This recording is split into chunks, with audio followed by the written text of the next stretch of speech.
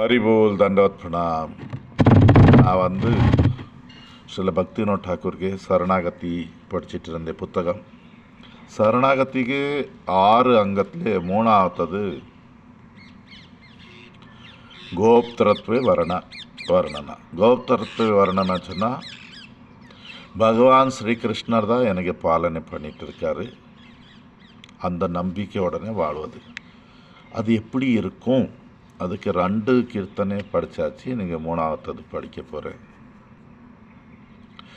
सर्वस्व तोमार चरणे संपिया पड़ेची तोमार घरे तुम्हें तो ठाकुर तोमार कुकुर बलिया जाना मोरे.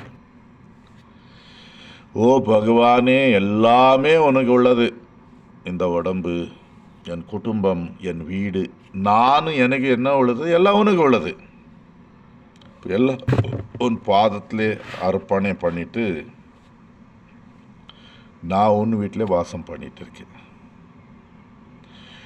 நீந்தா முதலாளி, நீந்தா பகவான், நான் உனக்கு நாய் அப்படி நினச்சிடுங்க சொல்லி. बांधिया निकटे आमारे पालीबे रहीबा तोमारा द्वारे प्रतीप जनेरे आसीते नादीबा राखीबे गदेर पारे. எனக்கு நாய் எப்படி இருக்கும்? கட்டி வைக்கிங்க சொல்லி. நாய்க்கு விட்டால் பிரச்சனை ஆகிடுவேன். எனக்கே உன் வீடு வாசலில் கட்டி வைங்க, அப்படி எனக்கு பாலனை பண்ணுங்க. நான் உன் வீட்டில் ஒன்று மேலே யார் பொறாமை வச்சுருக்காங்க அவங்களுக்கு வரவிட மாட்டேன், அவங்களுக்கு விரட்டிடுவேன் சொல்லி. तव निज जन प्रसाद सेविया उच्चिष्ट राखी बे जाहा आमार भोजन परम आनंदे प्रतिदिन होइबे तहा. உனக்கு உண்மையான பக்தர், பார்சதர், உன் கூட உள்ளவர் பகவானே, அவங்களும் பிரசாதம் சாப்பிட்ட அப்புறம் என்ன மிச்சம் இருக்குது, அதான் எனக்கு சாப்பாடு. உயர்ந்த ஆனந்தம், பரமானந்தம் வச்சு நான் அது சாப்பிடுவேன். बसिया सुइया तुम्हारा चरण चिंतिबा सतत आमी नाचिते नाचिते निकटे जाइबा जखना डाकिबे तुमी. நான் உட்கார்ந்திருக்கும்போ தூங்கும்போ எப்போவுமே பகவானே உங்கள் தாமரை பாதத்தின் தியானம் பண்ணுவேன். நீ எப்போ கூப்பிட்டா கூட நான் உடனே ஓடி வந்துடுவேன், ஆடி ஆடி வருவேன் சந்தோஷமாக. நிஜேர போஷண கபுனா ಭಾವಿಬ ರಹಿಬ ಭಾವೇರ ಭರೆ ಬಕತಿ ವಿನೋದ ತೋಮಾರೆ ಪಾಲಕ ಬಲಿಯಾವರಣ ಕರೆ.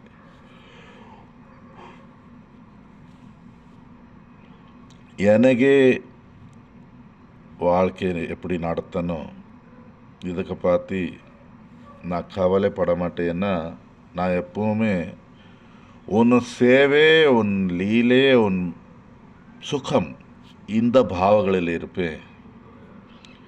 நீ தான் எனக்கு பாலனை பண்ணிட்டு இருக்க சொல்லி நான் அப்படி தான் வாழுவேன் சொல்லி இந்த கீர்த்தனை. பகவான் நம்ம பாலனை பண்ணிட்டு இருக்காரு, நம்ம வாயில் சொல்லிட்டு இருப்போம் எல்லாம் கிருஷ்ணர் சொன்ன போல நடக்குது, கிருஷ்ணர் தான் நமக்கு எல்லாம் பார்த்துட்டு இருக்காரு. சரிதான், உண்மைதான். நம்ம எப்படி இருக்கணும்? கிருஷ்ணர் நமக்கு பார்த்துட்டு இருக்க, நம்ம எப்படி இருக்கணும்? நான் எனக்கு உள்ளது சொல்லி நம்ம என்ன நினச்சிருக்கோம், எல்லாம் பகவானுக்கு உள்ளது சொல்லி நம்ம யூஸ் பண்ணுறது. நம்ம வீடு, என் வீடெல்லாம் இது பகவானுக்கு வீடு. ஒரு நாய் எப்படி தன் முதலாளிக்கு ஃபெய்த்ஃபுல் சொல்லுவோம், நாய் போலே நன்றி உள்ள ஜீவன் வேறு எதுவுமே கிடையாது. நம்ம நாய் போல வாழுவது. பகவானுக்கு நாய் சொன்னால் எப்படி இருக்கணும்? நம்ம வாழ்க்கையில் பகவான் என்ன இது கொடுத்தா அதுக்கு ஒரு நன்றி பாவம். பாருங்க, நிறைவாட்டி விரட்டுவான், சிலர் கட்டி வச்சிருப்பான் நாய். அப்போ கூட நாய் ஒரு மாதிரி காவல்காரன் போல இருக்கும். யாருமே திருடன் அது இது வரக்கூடாது. நம்ம அப்படி பகவானுக்கு பக்தி, பகவானுக்கு நாமம் காப்பாற்றுறது. இந்த உலகத்தில் பகவான் பக்தி காப்பாற்றுறது. இதுக்கு வேண்டி சொல்லிகிட்ருக்காரு, எப்போவுமே எனக்கு உன்கிட்ட கட்டி வச்சேன்னா எனக்கு சுதந்திர ஆசைகள் இருக்கக்கூடாது, தனி வாழ்க்கை இருக்கக்கூடாது. நீ பகவான் எப்போவுமே உன்கிட்ட தான் நான் இருக்கணும். பொறாமை உள்ளவங்களுக்கு கூட, பகவான் பார்த்து பொறாமை உள்ளவங்களுக்கு கூட நம்ம சங்கம் பண்ணாமல் இருக்கிறது இருக்கா, உலகத்தில் இருக்கா. நம்ம பக்தி, நம்ம வாழ்க்கை கட்டி வச்சிருக்காரு பகவான். பொறாமை உள்ளவர்கிட்ட எப்படி போனோம், இங்கே தானே இருக்கணும். பகவான் உனக்கு பக்தர், உனக்கு பார்சதர், அவங்களும் என்ன சாப்பிட்டு இருக்காரு, அவங்களுக்கு மிச்சம் நான் சாப்பிடுவேன் சொல்லி. இதுக்கு அர்த்தம் என்ன? இப்போ இதில் என்ன வந்துடும், நான் யாரை பக்தர் பார்த்தா அவருக்கு மிச்சம் சாப்பிடுது, அப்படி இல்லை. பகவானுக்கு நிஜ ஜன சொன்னால் அது நம்ம குருதேவ் இருக்குல்ல, குரு பரம்பரை, அவங்களும் சாப்பிட்டு உச்சிஷ்டம் சொன்னால் நேரடி போய் அவங்களுக்கு உச்சிஷ்டம் சாப்பிட்றதில்ல. நான் நேற்று சொல்லிகிட்டு இருந்தேன், நம்ம இப்போ பஞ்சாபில் இருக்கோம். நான் முதல் வாட்டி பஞ்சாப் வரும்போ, இல்லை குரு மகாராஜ் கூட ஃபஸ்ட் டைம் வரும்போ ஒரு பக்தர் வந்திருக்காரு. அவர் சாப்பிட்ட அப்புறம் அவர் பிரசாதத்துக்கு வேண்டி, அவர் மிச்சத்துக்கு வேண்டி அடி நடக்குது சில பக்தர் குரு மகாராஜ் முன்னாடி. நம்ம குரு மகாராஜ் ரொம்ப பொறுமையாக இருப்பாங்க. 2009 உள்ள கதை சொல்லிட்டு இருக்கேன், இல்லை 2008 இருக்கலாம். நான் பார்த்துட்டு இருக்கேன், இது யார் எவ்வளோ பெரிய பக்தர் இருந்தால் கூட குருக பெருசு யார் ஆக முடியுமா? இப்போ அடுத்த நாள், இது நைட்டு நடந்தது, அடுத்த நாள் ஒரு ப்ரோக்ராமு, எனக்கு 10 நிமிஷம் பேச சொன்னார் மகாராஜ். எனக்கு தோண போல அதே முதல் வாட்டி நான் குரு மகாராஜ் முன்னாடி பேசிருக்கலாம். இப்போ நான் உண்மையாக உச்சிஷ்டம் சொன்னேன் என்ன? இப்போ நமக்கு சைத்தன்ய சரித்திராமத்தில் பகவான் சொல்லியிருக்காரு, அதில் வருது, ஒரு சுத்த பக்தனுக்கு மிச்சம் சாப்பிடுறது, அவருக்கு பாதம் கழுவி தண்ணி குடிக்கிறது, இல்லை பார்த்த தூசி எடுத்தால் நமக்கு பிரேமம் கிடைக்கும். சுத்த பக்தன் யார், அது ஃபஸ்ட் தெரிஞ்சிருக்கணுமே. யாருக்கே போய் சாப்பிட்டுட்டு இருக்கோம், என்ன ஆகணுமா? கொடுக்குறது ஆள் எப்படி இருக்கான்? நான் ஒரு வாட்டி தமிழ்நாட்டில் பார்த்தேன், ஒரு பெண்ணு இன்னொரு பெண்ணுக்கு உச்சிஷ்டம் எடுத்து சாப்பிட்டுட்டு இருக்கு. நான் அவளுக்கு சொன்னேன், என்ன ஆச்சு சொல்லி, தலை சரி இருக்கா சொன்னேன், ஏன் சாப்பிட்டு சொன்னேன். அந்த அம்மாவுக்கு கூட சொன்னேன், நீ ஏன் அவளே எடுத்த, அது எப்படி எடுக்க முடியும்? நமக்கு உள்ளே அந்த ஆசை இருக்குது, நான் நல்ல பக்தே சொல்லி. இப்படி தான் நடக்குது. நம்ம மாயில் எவ்வளோ மாட்டிருக்கோம் சொன்னால், ஏதோ ஜபம் பண்ணிகிட்டு இருக்கோம், நம்ம நினச்சிட்டு இருக்கோம் நானே சுத்த பக்தன்னு, நானே இது சொல்லி நம்ம கொடுக்க முயற்சி பண்ணிகிட்டு இருக்கோம். மிச்சமும் முட்டாள்களும் அதை சாப்பிட தயாராக இருக்காங்க. ஒரு உண்மையான பக்தன் தனக்கு மிச்சம் யாரையும் கொடுக்க மாட்டான். ஒரு உண்மையான பக்தன் போய் ஏதோ முட்டாளிಗೆ உள்ளது சாப்பிடவும் மாட்டான். அதுக்கு வேண்டிதான் இன்னைக்கு சொல்லிட்டு இருக்கு, துவா நிஜ ஜன பிரசாத சேவியா. உனಗೆ நிஜ ஜன கோலோகத்தில் வந்தவங்களுக்கு உச்சிஷ்ட சாப்பிடணும். இங்கே உள்ள கட்டல்பட்ட ஜீவன்ಗೆ உள்ளது சாப்பிட்டா நமக்கு என்ன ஆக போகுது? நம்ம குருவர்கள் எல்லாம் கோலோகத்தில் வந்திருக்காங்க, அவங்கள எப்போவுமே பகவான் ராதாகிருஷ்ணர் சேவையில் இருக்காங்க. ஜீவன் மேலே கருணை காட்டுறதுக்கு இங்கே வந்திருக்காங்க. 4 விதமான ஜீவன் இருக்குது. ஒன்று நித்திய பத்தாச்சலி எப்போவுமே கட்டல்பட்ட ஜீவன் பெருவி எடுத்துகிட்டு இருக்கான், சத்திட்டு இருக்கான் என்ன போல. ஒரு ஜீவன் சாதனை பண்ணி சித்தி கிடச்சாச்சு. சித்தி கிடச்சிருக்கு நமக்கு எப்படி தெரியும்? அவங்களுக்கு கிருஷ்ண பிரேமம் வந்தாச்சு, அவங்களுக்கு அட்லீஸ்ட் உறுதியில் வந்திருக்கான். உறுதி நிஷ்டா சொல்லுவோம். பக்தி பிரேமத்தின் பாதை முதல்ல சரணாகத்தியே பாருங்கள் எப்படி இருக்குது. சரணாகத்திக்கு அப்புறம் சாது கழிப்பான், உண்மையான சாது. அவனும் உண்மையான சாது நமக்கு பக்திக்கு ரகசியங்களை சொல்லிக் கொடுப்பான். அந்த பக்தி ரகசியம் நம்ம எப்படி வாழ்க்கையில் கொண்டு வரணும், அது பண்ணும்போது பஜனை கிரியா. அந்த மாதிரி பஜனை பண்ணும்போது நம்ம அனர்த்தம் போகும். அனர்த்தம் 4 இருக்குது முக்கியமானது. ஒன்று ஸ்வரூப பிரமா, நம்ம வந்து கோலோகத்தில் வைகுண்டத்தில் நம்ம என்ன அடையாளம் நமக்கு தெரியாது. அனர்த்த போயாச்சுன்னா நமக்கு தெரிஞ்சாச்சு நம்ம கோலோகத்தில் யார் சொல்லி. கிருஷ்ணருக்கு எனக்கு என்ன சம்பந்தம் தெரிஞ்சிடும். ரெண்டாவது நமக்கு இந்த உலகத்தில் போலி தாகம் ஆசைகள் இருக்குது.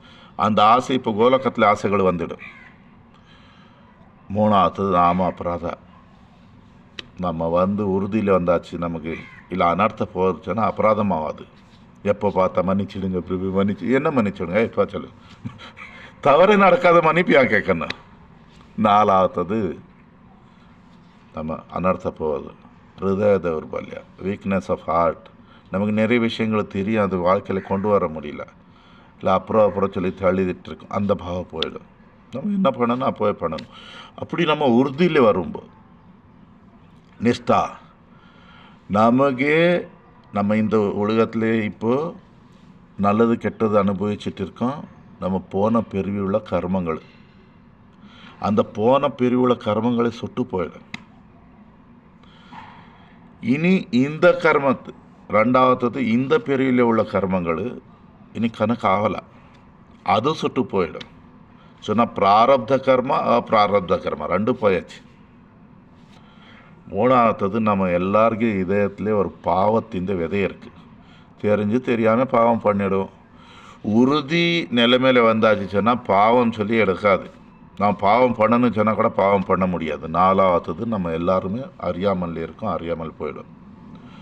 சொன்ன வந்தது அந்த அந்த நிலைமையில் உள்ள பக்தர் சாதனா சித்தா சாதனை பண்ணி அவர் அந்த நிலைமை வந்தாச்சு. அவருக்கு கர்மங்களும் கிடையாது, ஒன்றும் கிடையாது. இந்த லெவலில் உள்ளார். இவங்களுக்கே சாதனா சித்தா சொல்லுவோம். ஒன்று எப்போவுமே கட்டல் பட்டிருக்கான், ஒன்று சாதனை பண்ணி அவனுக்கு கொஞ்சம் சித்தி கிடச்சாச்சு. மூணாவது நித்திய சித்தா. நித்திய சித்தா சொன்னால் பகவான் லோகத்தில் இருக்கான் இந்த உலகத்தில். அந்த பகவான் லோகத்தில் யார் வந்திருக்காரு, அவங்களும் பிரசாதம் சாப்பிடுது சொன்னால் அவங்களும் என்ன சொல்லியிருக்காரு அதுபோல வாழ்வது.